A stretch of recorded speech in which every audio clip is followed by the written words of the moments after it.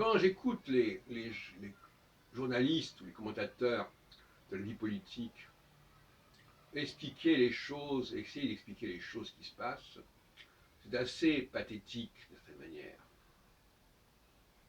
On voit bien qu'il leur manque véritablement un outil qui est l'astrologie, justement.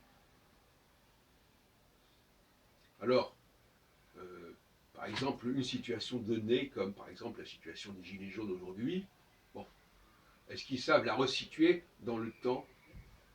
Est-ce qu'ils savent expliquer pourquoi il y a ce problème et comment ce problème est apparu et comment il va évoluer?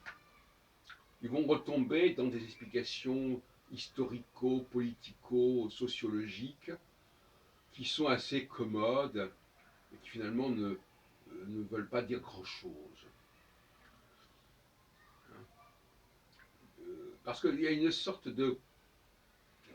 La science politique n'a pas développé une véritable science de la gouvernance, n'a pas expliqué comment fonctionnait le pouvoir, par quelle phase le pouvoir devait passer, quel était le calendrier du pouvoir en dehors de celui qui est instauré par la Constitution, par les constitutions, et qui est tout à fait artificiel, comme on sait.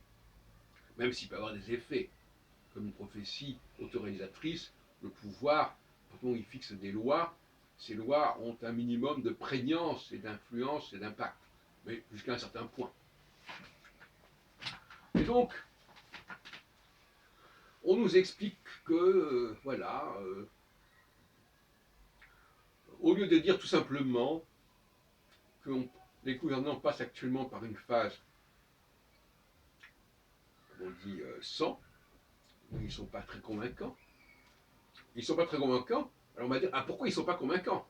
Ah, on va nous expliquer en aval qu'ils ne sont pas convaincants, parce que ceci, parce que cela. Et moi, je propose autre chose. Je dis, ils ne sont pas convaincants parce qu'ils sont dans une phase de vacances, c'est-à-dire de passage à vide.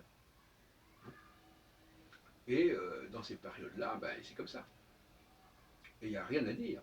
Ça n'a rien à voir avec la capacité des gens à faire ceci ou cela, simplement que un certain type de fonctionnement est passé sur un mode passif, sur un mode mineur, et que la capacité à convaincre, j'en ai parlé tout à l'heure, le peuple, à guider le peuple, eh bien, elle est plus ou moins variable. Et quand le peuple n'est pas guidé, eh ben, il se lance comme ça, il se lance dans des manifestations plus ou moins sauvages, plus ou moins spontanées. Voilà. Alors, il faut aborder ces questions avec beaucoup d'objectivité. C'est-à-dire, voilà, bon, actuellement, il y a une baisse de la pression politique au niveau des gouvernants. Ça va durer de tel moment à tel moment. Alors, moi je pense que le XXIe siècle va comprendre cela et qu'on ne va pas s'exciter parce que on dira simplement on prévoit une période où il n'y aura pas cette gouvernance.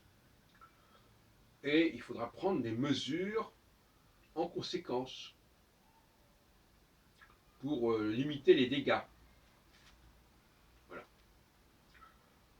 Pour limiter les dégâts. Et ce n'est pas la peine d'accuser les gouvernants. Ils n'y peuvent pas grand-chose. Ils ne sont pas responsables à proprement parler. Parce que tout simplement leur cyclicité fait qu'ils ne fonctionnent pas à 100% à chaque instant et à tout moment. Il y a des périodes, il y a des phases. D'un autre côté, le fait que les gouvernants ne sont pas capables à certains moments d'encadrer correctement le peuple, ça peut être un élément positif, peut-être, que le peuple va pouvoir dire quelque chose. Mais enfin, c'est surtout que le peuple va se déchaîner.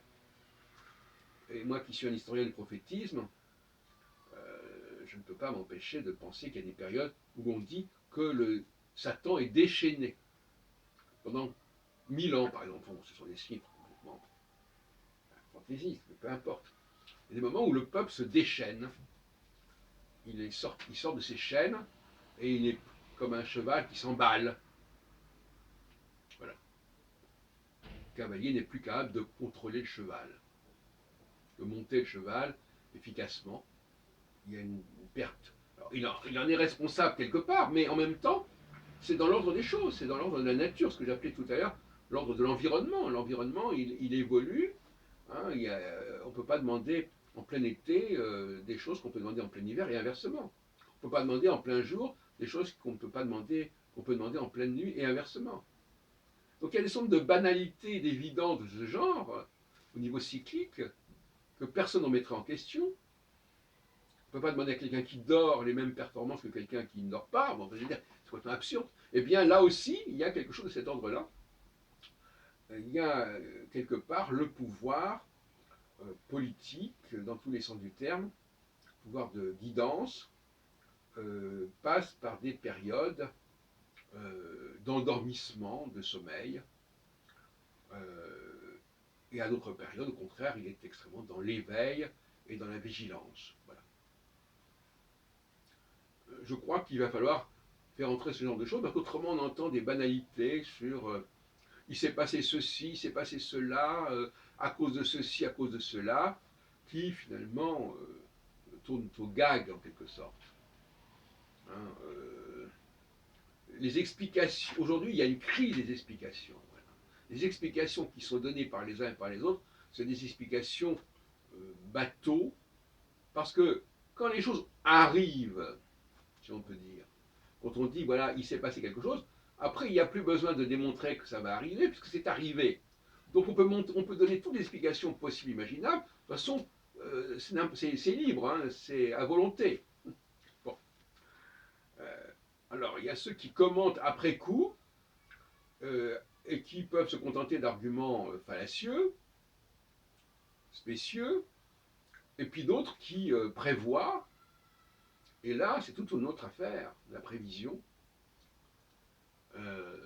Parce que à ce moment-là, on montre qu'on sait de quoi on parle, on sait quelles sont les vraies causes de ce dont on parle.